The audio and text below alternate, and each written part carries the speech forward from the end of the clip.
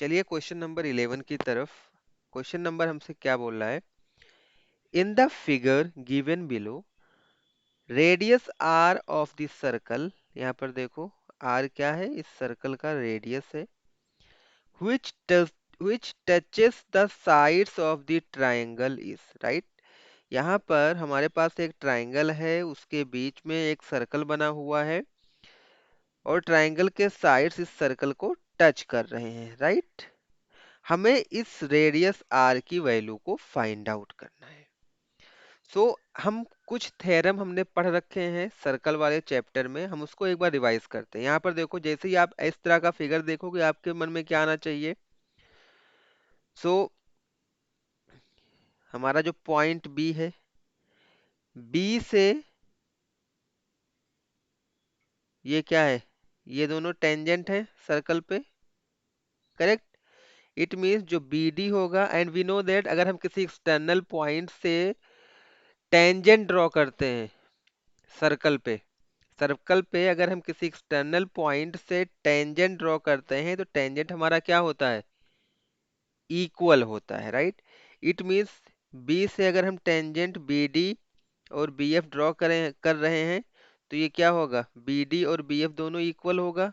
Similarly सी भी तो हमारा एक्सटर्नल पॉइंट है, तो सी डी और सीई भी इक्वल होगा। ए भी हमारा एक्सटर्नल पॉइंट है, यहाँ से टेंजेंट ए एफ और ए ई भी हमारा इक्वल होगा, करेक्ट? तो हम क्या करते हैं, बिकॉज ये इक्वल होगा तो इसको सॉल्व करने का सबसे अच्छा तरीका क्या है? सबसे पहले इसको एज्यूम करो, लेट ए ई हमारा एक्स है और ए एफ भी क्या, हम अगर ए ई एक्स है तो ए एफ भी क्या होगा? एक्स होगा। सिमिलरली सी डी और सी ई हमारा इक्वल है, अगर ये वाई हम एज्यूम करते हैं तो ये भी वाई हो जाएगा। बी डी और बी एफ दोनों इक्वल हैं, तो यहाँ पर देखो अगर ये इसको हम जेड एज्यूम कर रहे हैं तो ये भी हमारा जेड हो जाएगा। एमसीक्यू टाइप का क्वेश्चन है तो इसको अलग से मेंशन नहीं करोगे तब भी चल जाएगा, क्योंकि हमें टिक करना है, करेक्ट? बट अगर यही question very short answer type में आ जाएगा तो आपको थोड़ा राइट करना पड़ेगा। कैसे राइट करोगे? Let A F is equal to A E is equal to x, right? And यहाँ पर आपको ब्रैकेट में लिखना पड़ेगा tangent from an external point to the circle, right? Tangent from external point to circle equal होता है। Similarly देखो C D और सीई भी इक्वल होगा, C D is equal to C E is equal to y, correct? और यहाँ पर देखोगे तो बी डी और बी एफ जेड के इक्वल होगा, करेक्ट? अब यहाँ पर देखो,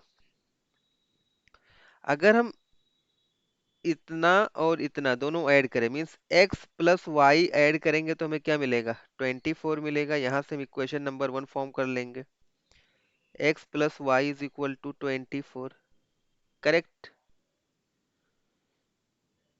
इक्वेशन नंबर 1 हो जाएगा। देन देखो, यहाँ पर देखो अगर हम y और z इन दोनों को ऐड करेंगे तो हमें क्या मिल जाएगा? 7। So y plus z is equal to 7, ये हमारा इक्वेशन 2 हो जाएगा। सिमिलरली अगर बी एफ और ए एफ इन दोनों को ऐड करते हैं, मीन्स x प्लस जेड अगर करेंगे तो हमें 25 मिल जाएगा। x plus z is equal to 25, correct? इन तीनों इक्वेशंस को हम लोग सॉल्व कर लेंगे। इस इक्वेशन को थोड़ा सा और हम मॉडिफाई कर लेते हैं, यहाँ से हम z की वैल्यू फाइंड आउट करके किसी दूसरे इक्वेशन में पुट कर देंगे। अगर z की वैल्यू मैं यहाँ से फाइंड आउट करता हूँ तो 25 माइनस एक्स, इसी को हम क्या करेंगे, इसी को क्या करो, इक्वेशन 2 में पुट कर दो। इक्वेशन 2 में यहाँ पर z है, इसकी वैल्यू को इक्वेशन 2 में पुट कर दो, पुट इन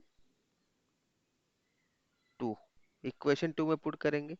यहाँ से क्या मिल जाएगा? y प्लस जेड के प्लेस पर 25 minus x is equal to 7, थोड़ा सा हम इसको सिंप्लीफाई करेंगे तो हमें क्या मिल जाएगा,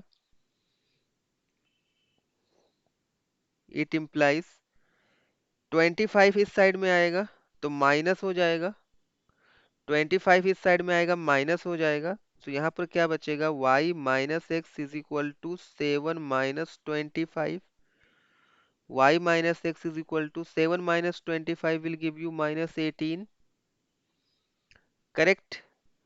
और यहाँ पर देखो y minus x is equal to -18।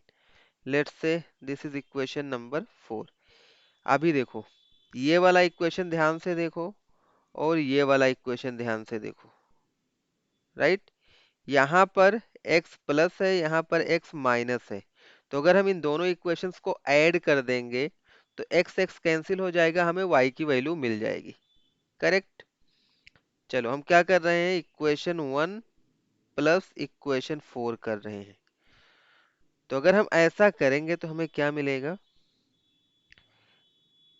x plus y is equal to 24, ये हमारा इक्वेशन 1 है। और माइनस एक्स प्लस वाई इसको राइट कर सकते हैं -18, दोनों को ऐड करना है। चलो ये और ये हमारा कैंसिल आउट हो जाएगा, नीचे क्या बचेगा 2y, y plus y will give you 2y is equal to 24 minus 18 will give you 6।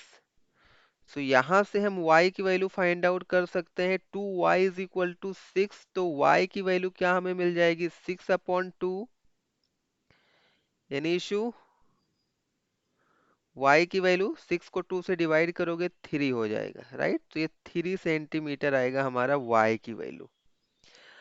अभी देखो यहाँ पर देखो, यहाँ पर देखो ये हमारा टेंजेंट है और ये हमारा रेडियस है। एंड वी नो दैट जब भी टेंजेंट और रेडियस पॉइंट ऑफ कांटेक्ट पे मिलते हैं तो 90 डिग्री का एंगल फॉर्म करते हैं, राइट। इट मीन्स ये वाला हमारा 90 डिग्री हो गया, ये वाला हमारा 90 डिग्री हो गया, ये वाला हमारा 90 डिग्री गिवन ही है, करेक्ट। और यहाँ पर देखो ये भी हमारा क्या है, ये रेडियस है और ये टेंजेंट है, दोनों पॉइंट ऑफ कांटेक्ट पे मीट कर रहे हैं। तो यहाँ पर भी 90 डिग्री का एंगल फॉर्म होगा, करेक्ट। 90 डिग्री का एंगल फॉर्म होगा, तीन एंगल 90 डिग्री के हैं तो ये फोर्थ वाला ये वाला एंगल भी हमारा 90 डिग्री का होगा, करेक्ट। और लेट्स सी हियर, ये रेडियस है, ये रेडियस है, ये दोनों इक्वल होंगे। ये रेडियस है, ये रेडियस है, ये दोनों इक्वल होगा। और क्योंकि सभी के सभी एंगल्स इक्वल हैं तो इनके अपोजिट साइड्स भी इक्वल होगा, राइट। मींस इसका अपोजिट साइड ये है और इसका अपोजिट साइड ये है, ये दोनों इक्वल होंगे, करेक्ट। समझ में आ रहा है, ये वाला और ये वाला भी इक्वल होगा। और y की वैल्यू हमने फाइंड कर ली है, y की वैल्यू हमने फाइंड की है 3 सेंटीमीटर। अगर y 3 सेंटीमीटर है तो ये भी क्या होगा, OD ये भी 3 सेंटीमीटर होगा। एंड OD ही हमारा क्या है, रेडियस है, correct. So therefore OD is equal to EC is equal to R is equal to 3 centimeters. So this is the answer of this question. Let's see which option is correct. Option A is the correct answer. So I hope आपको समझ में आया होगा. Still if you have any queries so you can directly connect us on the number given here. Thanks for watching.